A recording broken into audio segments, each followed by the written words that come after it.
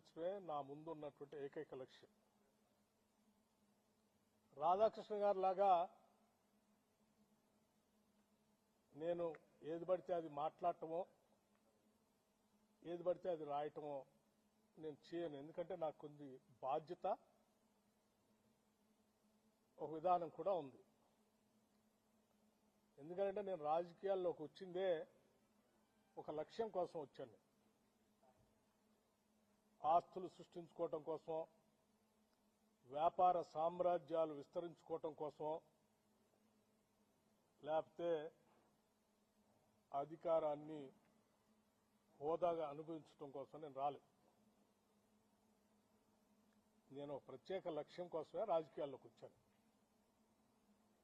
నా లక్ష్యం ఇక్కడ ఉన్నటువంటి ఆస్తుల్ని, వనరుల్ని, వ్యవస్థల్ని అన్నిటినీ కూడా సమాజంలో ఉన్న అన్ని వర్గాలకి సమానంగా పంచడం కోసమే నేను రాజకీయాల్లోకి వచ్చాను. దారి దోపిడిగారులు, లేకపోతే గద్దల్ లాంటి వాళ్ళు సమాజం మీద పడి పీక తింటా ఉంటే వాళ్ళని రక్షించడం కోసం, వాళ్ళ తరఫున మాట్లాడటం కోసం రాజకీయాల్లోకి వచ్చాను. అటువంటి నాకు నా జీవితం చాలా ట్రాన్స్పరెంట్గా ఉంటుంది. ఎవరికో ఏదో ఉపయోగపడటం కోసం దీంట్లో ఉప ముఖ్యమంత్రి పాత్ర ఉందని రాశాడు. నేను ఆయన్ని సూటిగా అడుగుతా ఉన్నాను వారి మీద గౌరవంతో. టెండర్ పిలిచింది సింగరేణి సంస్థ, ఆ బోర్డు. ఆ టెండర్లో ఏ కండిషన్స్ ఉండాలో బోర్డు పెడుతుంది, మంత్రి కాదు. ఈ మాత్రం కూడా జ్ఞానం లేకుండా నీకు తోసింది రాయటం కాదు. అట్లాగే ఇంకొక కాలం కూడా రాశాడు అందులో. ఆ కాలం ఏంటంటే సైట్ విజిట్ పెట్టారు, అందుకే ఆ పెట్టి దాంట్లో దానికి కావాల్సినటువంటి వాళ్ళకి ఇచ్చుకోసం పెట్టుకున్నారు అన్నారు. సైట్ విజిట్ అనేది నాకు తెలియదు, ఇది రాసిన తర్వాత నేను ఎంక్వైరీ చేశాను. పబ్లిక్ సెక్టర్ అండర్టేకింగ్స్ అన్నింటిలో టెండర్ పిలిచేటప్పుడు ఆ కండిషన్ కూడా పెడతారట. ఎందుకంటే క్లిష్టతరమైన పరిస్థితులు ఆ ప్రాంతాలు ఉంటాయి కాబట్టి విజిట్ చేసి ట్రాన్స్పరెంట్ గా అసెస్మెంట్ చేసుకుని దానికి తగ్గట్టుగా టెండర్ తయారు చేసుకుని వాళ్ళు పార్టిసిపేట్ చేయడానికి అవకాశం కలిగిస్తారట. చాలా public sector undertaking, government of India సంబంధించిన పబ్లిక్ సెక్టర్ అండర్టేకింగ్స్ అన్నింటిలో కూడా ఇటువంటి కండిషన్స్ ఉన్నాయి. అయినా ఒక బెనిఫిట్ ఆఫ్ డౌట్ ని, ఒక కట్టుకథని, ఒక పెట్టకథని అల్లి తెలంగాణ ప్రజల్ని మభ్యపెట్టడం కోసం తను ఒక కథనం రాశాడు. కాబట్టి మేము నిజాయితీగా ఉంటామే కాదు, ఉన్నట్టుగా కూడా జనానికి కనపడాలి. ఆ ట్రాన్స్పరెన్సీ కూడా ఉండాలి. That is what I believe. నేను అది చదివిన తర్వాత నేను అందుకే మొత్తం ఆ కండిషన్స్ చదివి I seriously examined the entire thing. I have asked the Singareni management and the board seriously examining ఇటువంటి ఎలిగేషన్స్ వచ్చినప్పుడు ప్రజలకు స్పష్టత ఇవ్వాల్సిన బాధ్యత మంత్రిగా నా పైన ఉంటుంది. కాబట్టి I have asked them to, I have instructed, not only asked, to cancel the tender and go for a fresh tender with all the Government of India public sector undertakings లో ఏ కండిషన్స్ ఉంటాయో అటువంటి conditions అన్ని examine చేసి మళ్ళీ పిలవండి. Don't go by this same.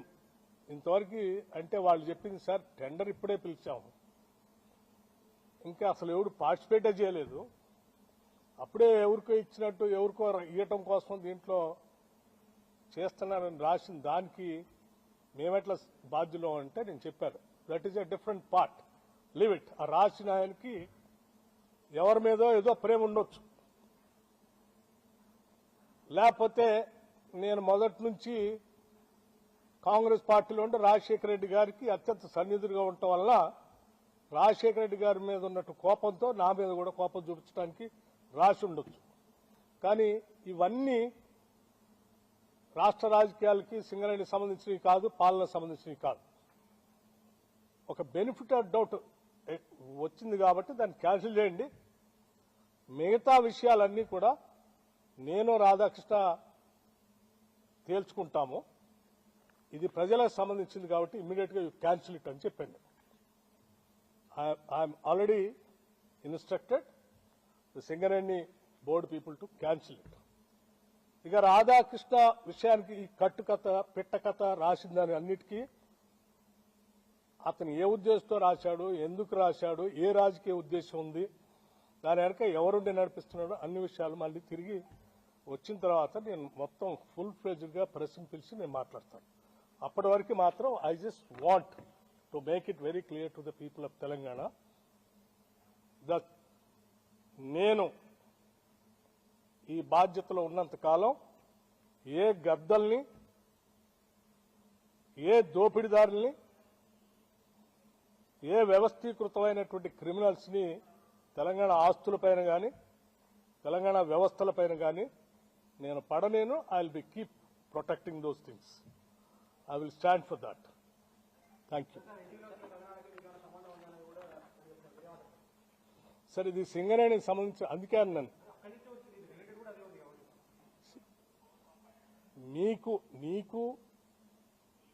లేకపోతే మిగతా media సంస్థకి మీ ఇద్దరి మధ్యన ఏ సంబంధాలు ఉన్నాయో, ఏ వైరం ఉందో అది మీ ఇద్దరు తెలుసుకోవాల్సింది. మీ ఇంట్రెస్ట్ల కోసం రాష్ట్రాన్ని, పాలనని, ప్రభుత్వాన్ని, అందులో అధికారుల్ని, మంత్రుల్ని లాగుతామంటే చూస్తూ ఊరుకోవడానికి ఎవరు సిద్ధంగా లేరు.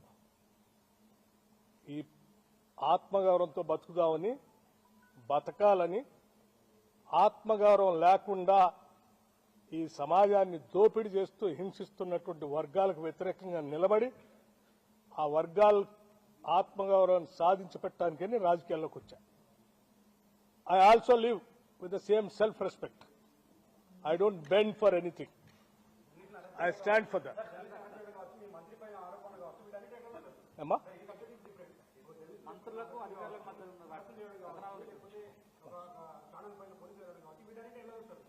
చాలా దురదృష్టం. That's what I'm saying. Any channel you cannot cook the stories and write. You don't have any right to spoil the image of other individual personalities. You cannot assassinate. What right do you have? After cabinet, yes. Now I have to rush to the Khammam and Amma.